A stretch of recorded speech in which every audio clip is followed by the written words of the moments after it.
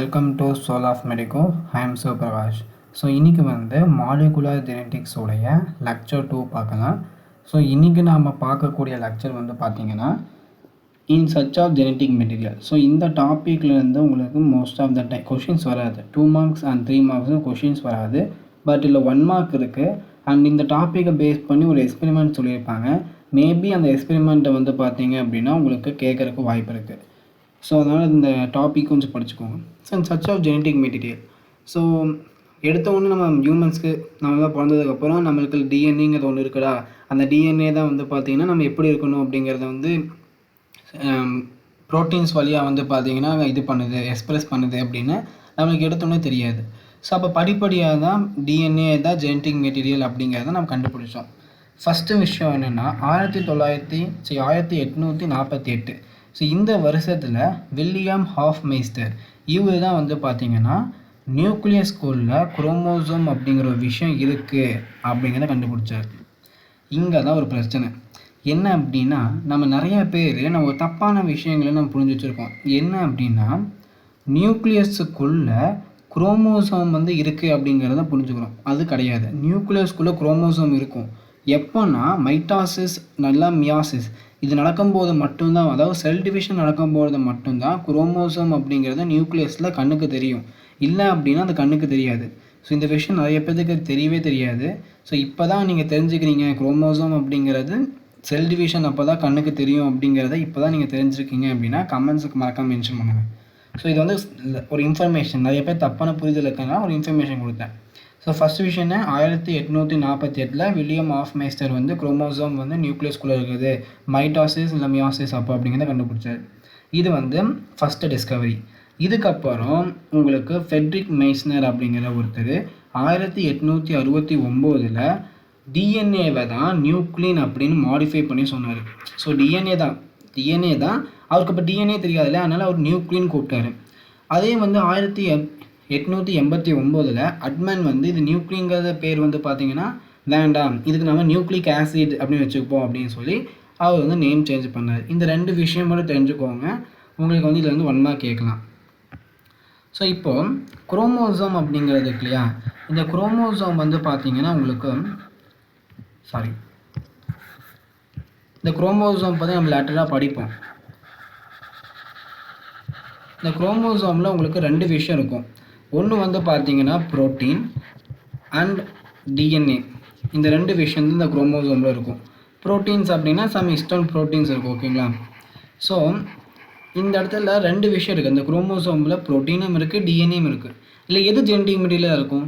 DNA genetic மெட்டீரியலாக இருக்குமா இல்லை ப்ரோட்டீன் ஜெனட்டிக் மெட்டீரியலாக இருக்குமா அப்படிங்கிறது அந்த காலத்தில் ரொம்ப பிரச்சனையாக இருந்துச்சு. ஸோ இல்லை டிஎன்ஏ தான் ஜெனட்டிக் மெட்டீரியல் அப்படிங்கிறதுக்கான எக்ஸ்பெரிமெண்ட்ஸ் பார்த்திங்கன்னா 2 கொடுத்துருப்பாங்க. ஒன்று பார்த்திங்கன்னா உங்களுக்கு 3 சயின்டிஸ்ட் பார்த்திங்கன்னா அந்த எக்ஸ்பெரிமெண்ட்டை சொல்லியிருப்பாங்க. யார் அப்படின்னா உங்களுக்கு அந்த நேம் மேலே நான் சொல்கிறேன், மென்ஷன் எழுதுறேன், நீங்கள் நோட் பண்ணிக்கோங்க. யார் அப்படின்னா Oswald Avery, Colin MacLeod and Maclyn McCarty. இவங்க 3 பேர் தான் பார்த்தீங்கன்னா இந்த எக்ஸ்பெரிமெண்ட்டை பண்ணாங்க. இந்த எக்ஸ்பெரிமெண்ட்டை நீங்கள் 11லேயே பார்த்தீங்கன்னா நீங்கள் படிச்சிருப்பீங்க, கிரிஃப்த் எக்ஸ்பெரிமெண்ட் அப்படின்னு. நிறைய பேர் 11ல் இந்த விஷயம் படிச்சுக்க மாட்டீங்க. ஏன் அப்படின்னா நானே இந்த கிரிஃப்த் எக்ஸ்பெரிமெண்ட்டை 11ல் படிக்கல. ஸோ 12ல் பார்த்து தான் 11ல் நீங்கள் படிச்சிருப்பீங்க மென்ஷன் பண்ணதுக்கப்புறம் தான் ஒரு தடவை 11th புக்கு பார்த்து நான் படித்தேன். ஸோ அந்த எக்ஸ்பெரிமெண்ட்டை பற்றி சும்மா ஒரு விஷயம் சொல்லிடுறேன். கிரிஃப்த் எக்ஸ்பெரிமெண்ட். ஸோ இது நம்ம உங்கள் புக்கில், அதாவது 12th புக்கில் இல்லை, இது 11th புக்கில் இருக்குது. பட் அந்த எக்ஸ்பெரிமெண்ட் தெரிஞ்சால் தான் உங்களால் இது பண்ண முடியும். இவர் என்ன பண்ணார் அப்படின்னா ஒரு மைஸ் எடுத்தார். மைஸ் அப்படிங்கிறது பார்த்தீங்க அப்படின்னா உங்களுக்கு அந்த மவுஸுடைய ப்ளூரல் ஃபார்ம் தான் மைஸு. நாம் மவுஸ்ன்னு எடுத்துக்கலாம். ஓகேங்களா? இது ஒரு மவுஸ். இந்த மவுஸில் ஸ்ட்ரெப்டோகாக்கஸ் நிமோனியே அப்படிங்கிற ஒரு பாக்டீரியா, ஸ்ட்ரெப்டோகாக்கஸ்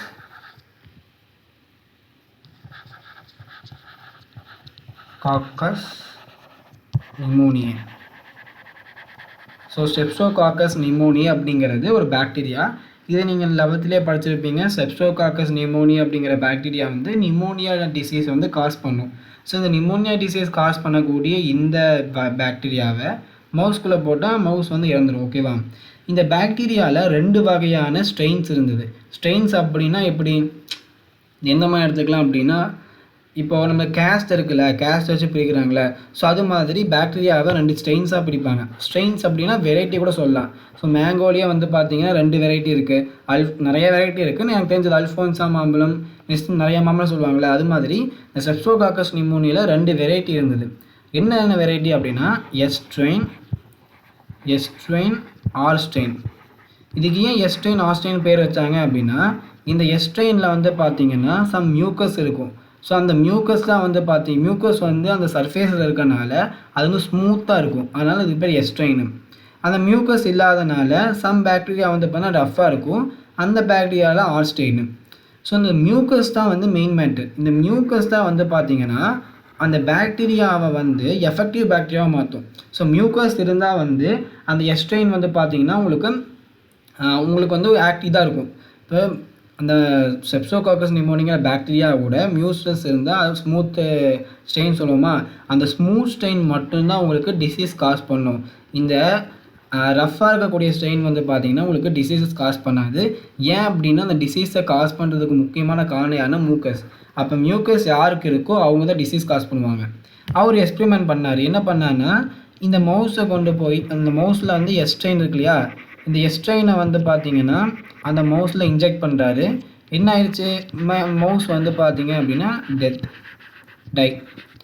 அதை இன்னொரு மவுஸ் எடுத்துக்கிறாரு. இன்னொரு மவுஸ் எடுத்து மறுபடியும் வந்து இந்த ஆர்ஸ்டெயின் பாக்டீரியாவை வந்து ஆர்ஸ்டெயின் பாக்டீரியாவை உங்களுக்கு அதில் இன்ஜெக்ட் பண்ணுறாரு. ஆர்ஸ்டெயின் பாக்டீரியா மியூக்கஸ் இல்லையா, அப்போ அந்த மைஸ் வந்து பார்த்தீங்க அப்படின்னா சாகாது. அதனால அது வந்து லைவில் இருக்குது, உயிரோடு இருக்குது. நெக்ஸ்ட் என்ன பண்ணுறாருன்னா, சரி இப்படி பண்ணிட்டோம், இப்போ நம்ம என்ன பண்ணலாம் அப்படின்னா, அவர் என்ன பண்ணாருன்னா இந்த எஸ்ட்ரெயின் இருக்கு இல்லையா, அந்த எஸ்ட்ரெயினை வந்து கொன்றாரு. என்ன பண்ணி ஈட் பண்ணி கொள்றாரு. ஒரு பாக்டீரியாவை அதிகமாக ஈட் பண்ணோம்னாவே அது இறந்துடும். ஸோ அதனால தான் நாம் எல்லா சாப்பாடையும் சூடு பண்ணி சாப்பிட்றோம். அது உங்களுக்கே தெரியும். ஸோ இந்த எஸ்ட்ரெயின் பாக்டீரியாவை அவர் ஈட் கில் பண்ணிட்டார். என்ன பண்ணார், ஈட் கில் பண்ணார். எஸ்ட்ரெயின் பாக்டீரியாவை ஈட் கில் பண்ணி அதை அந்த மவுஸோட இன்ஜெக்ட் பண்ணும்போது எஸ்எல் பாக்டீரியா செத்து போச்சு. அது எப்படி டிசீஸ் காஸ் பண்ணும். அதனால் மவுஸுக்கு வந்து நிமோனியா டிசீஸ் வரவே இல்லை. அதனால் மவுஸ் வந்து பண்ணால் எப்போ போல் உயிரோடு தான் இருந்துச்சு. ஃபஸ்ட் என்ன பண்ணார், அந்த மவுஸுக்கு எஸ்ட்ரெயின் பாக்டீரியாவை கொடுத்தாரு. எஸ்ட்ரெயின் பாக்டீரியாவில் மியூக்கஸ் இருக்கும். மியூக்கஸ் இருக்கிற காரணத்தினால் அதுக்கு டிசீஸ் வரும். டிசீஸ் வந்ததுனால அந்த மவுஸ் இறந்துருச்சு. செகண்ட் என்ன பண்ணார், ஆர்ஸ்டெயின் பாக்டீரியாவை வந்து அந்த மவுஸுக்கு கொடுத்தாரு. அந்த ஆர்ஸ்டெயின் பாக்டீரியாவை எடுத்ததுக்கப்புறம் இல்லை மியூக்கஸ் இல்லாத காரணத்தினால அதுக்கு டிசீஸ் வராது. அதனால் மவுஸ் உயிரோடு இருந்துச்சு. நெக்ஸ்ட் இந்த எஸ்ட்ரெயின் பாக்டீரியாவை ஈட் பண்ணி கொன்னுட்டு அதுக்கப்புறம் மவுஸுக்கு போகிறாரு. எஸ்ட்ரெயின் பாக்டீரியாவே செத்து போச்சு. அப்போ எப்படி மவுஸுக்கு வந்து டிசீஸ் காஸ் பண்ண முடியும். அதனால் அது உயிரோடு இருக்குது. இப்போ என்ன பண்ணுறாருன்னா, இந்த கொன்ன எஸ்ட்ரெயின் பாக்டீரியாவை, அதாவது ஈட் கில் பண்ணி ஆல்ரெடி கொன்ன எஸ்ட்ரெயின் பாக்டீரியாவை அவர் என்ன பண்ணுறாரு அப்படின்னா ஆர்ஸ்டெயின் பாக்டீரியாவோட ஈட் பண்ணுறாரு. ஆர்ஸ்டெயின் பாக்டீரியா வந்து உயிரோடு இருக்குது. அப்போது என்ன ஆகுது, இதை மவுஸ்குள்ளே போடும்போது அப்படிங்கிறத என்ன எக்ஸ்பெக்ட் பண்ணுவாங்க, எஸ்ட்ரெயின் பாக்டீரியா செத்து போச்சு, ஆர்ஸ்டெயின் பாக்டீரியா எப்படி இருந்தாலும் டிசீஸ் காஸ் பண்ண போகிறதில்ல, அப்போது மவுஸ் வந்து எப்படி இருந்தாலும் உயிரோடு தான் இருக்கும் அப்படின்னு அவர் நினச்சாரு. பட் எக்ஸ்பெரிமெண்ட்டில் என்ன வந்துச்சுன்னா மவுஸ் வந்து செத்து போச்சு. அப்போ இருந்து என்ன சொன்னார்னா, இந்த எஸ்ட்ரெயின் பாக்டீரியா இறந்ததுக்கு அப்புறமே சம் கெமிக்கல்ஸ் அதுக்கிட்ட இருந்தது. அந்த கெமிக்கல்ஸ் ஆர்ஸ்டெயின் பாக்டீரியாவில் போய் அது சம் மாடிஃபிகேஷன் நடந்ததுனால இந்த ஆர்ஸ்டெயின் பாக்டீரியா வந்து எஸ்ட்ரெயின் பாக்டீரியாவாக மாறிடுச்சு. ஸோ அந்த கெமிக்கல் தான் வந்து பார்த்தீங்கன்னா ஜெனட்டிக் மெட்டீரியல் அப்படின்னு சொன்னார். இவர் எக்ஸ்பெரிமெண்ட்டில் என்ன சொல்லலைன்னா ப்ரோட்டீன் தான் ஜெனட்டிக் மெட்டீரியலா இல்லை டிஎன்ஏ தான் ஜெனட்டிக் மெட்டீரியலா அப்படின்னு சொல்லலை. பட் ஜெனட்டிக் மெட்டீரியல் அப்படிங்கிறது ஒன்று இருக்குது அப்படிங்கிறத இவர் எக்ஸ்பெரிமெண்ட்டில் சொன்னார். இதுக்கப்புறம் வந்தவங்க, அதாவது இந்த 3 பேர் சொன்னேன் இல்லையா, மெக்லியான், மெக்கார்டி, ஐவரி, இவங்க தான் இந்த கிரிஃப்த் எக்ஸ்பெரிமெண்ட்டில் அந்த யார் காரணம் அப்படிங்கிறத செக் பண்ணாங்க. டிஎன்ஏவா, ஆர்என்ஏவா, ப்ரோட்டீனா அப்படின்னு. ஸோ அந்த எக்ஸ்பெரிமெண்ட்டுடைய டயக்ராமேட்டிக் ரெப்ரசன்டேஷன் நம்மளுக்கு கொடுத்துருப்பாங்க. ஸோ இதை மட்டும் நம்ம பார்த்துப்போம். ஓகேங்களா?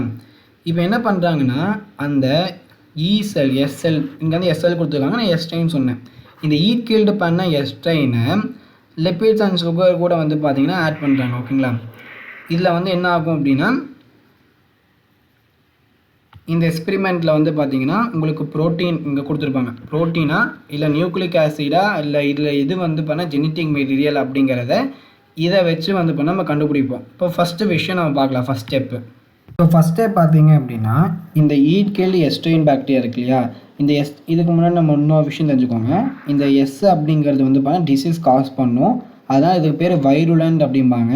அதே இந்த ஆர் செல் வந்து பார்த்தீங்க அப்படின்னா டிசீஸ் காஸ் பண்ணாது. அதாவது ஏ வைருலண்ட் அப்படின்னு சொல்லுவாங்க.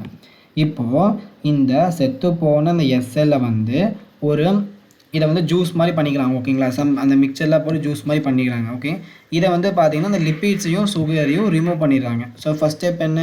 Remove lipids and sugar from a solution of E coli எஸ்ட்ரெயின்.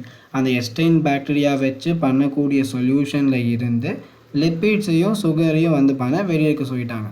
அப்போ மீதி என்னென்னலாம் இருக்கும்? உங்களுக்கு வந்து ப்ரோட்டீன்ஸ் இருக்கும், ஆர்என்ஏ இருக்கும், டிஎன்ஏ இருக்கும். அதெல்லாம் அப்படியே இருக்குது. இதை வந்து 3 பிப்பெட்டில் எடுத்துக்கிறாங்க. இது ஒரு பிப்பெட், இது ஒரு பிப்பெட், இது ஒரு பிப்பெட். அதாவது 3 சொல்யூஷனையும் இந்த இதில் வந்து எடுத்துக்கிறாங்க. இந்த மாதிரி 3 கிளாஸஸில் எடுத்துக்கிறாங்க. Treat the solution with enzyme to destroy. இப்போ என்ன பண்ணுறாங்கன்னா புரோட்டியேஸ் என்சைமை போடுறாங்க. புரோட்டியேஸ் என்சைமை நீங்கள் போட்டிங்கன்னா புரோட்டீன் வந்து பார்த்தீங்கன்னா டெஸ்ட்ராய் ஆகிடும். ஸோ அப்போது புரோட்டியேஸ் என்சைம் ஆட் பண்ணனால புரோட்டீன் இங்கே கிடையாது. அப்போ இந்த சொல்யூஷனில் யாரெல்லாம் இருப்பான்? மொத்தம் புரோட்டீன், ஆர்என்ஏ, டிஎன்ஏ 3 பேர் இருந்தாங்களா? இப்போ புரோட்டீன் கிடையாது. ஏன்னா புரோட்டியேஸ் என்சைம் போட்டு அந்த புரோட்டியேஸ் என்சைம் வந்து புரோட்டீனை டீக்ரேட் பண்ணிடும். இப்போ மீதி 2 பேர் யார் யார்? DNA, RNA. இப்போது ஆர்என்ஏஎஸ் என்சைமை யூஸ் பண்ணுறோம். இப்போ ஆர்என்ஏஎஸ் என்சைமை யூஸ் போட்டதுனால ஆர்என்ஏ வந்து பார்த்தா டீக்ரேட் ஆகிடும். அப்போ இந்த சொல்யூஷனில் யார் யாரெல்லாம் இருப்பான்? Protein, DNA. நெக்ஸ்ட்டு டிஎன்ஏஸ் என்சைமை போட்டோம் அப்படின்னா உங்களுக்கு டிஎன்ஏ டெஸ்ட்ராய் ஆகிடும். அப்போது இந்த சொல்யூஷனில் யாரெல்லாம் இருப்பான்? RNA, protein.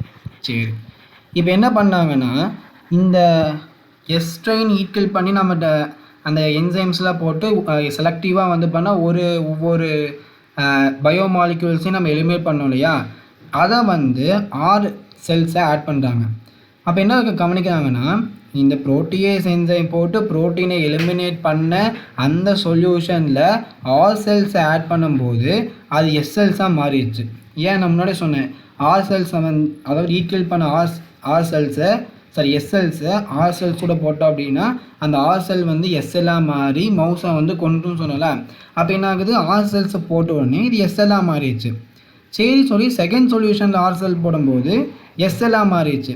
அதே தேர்ட் சொல்யூஷனில் ஆர் செல் போடும்போது எஸ்எல்லாம் மாறவே இல்லை. அப்போ என்ன சொன்னாங்கன்னா இதுலேருந்து பார்க்கும்போது யாரில் டிஎன்ஏ இருக்கோ அவங்க வந்து எஸ்எல்லாம் மாறிடுறாங்க, டிஎன்ஏ இல்லாதவங்க எஸ்எல்லாம் மாற முடியல. அப்போ அந்த டிஎன்ஏ தான் ஆர் செல்லில் எஸ்எல்லாம் மாற்றுதுங்கன்னு சொன்னாங்க. இந்த எக்ஸ்பெரிமெண்ட்டில் இருந்து டிஎன்ஏ தான் ஜெனட்டிக் மெட்டீரியல் அப்படிங்கிறத கன்ஃபார்ம் ஆகுது. ஸோ அவ்வளோதான் இந்த எக்ஸ்பெரிமெண்ட். உங்களுக்கு கொஷின் கேட்டாங்கன்னா அதை 5 மார்க்கில் கேட்க வாய்ப்பு இருக்குது. ஸோ அதனால் இதை வந்து பார்த்தீங்கன்னா இந்த டேபிள் மட்டும் நான் வச்சுக்கோங்க, இது மட்டும் தான் கேட்பாங்க. ஸோ தேங்க்ஸ் ஃபார் வாட்சிங்.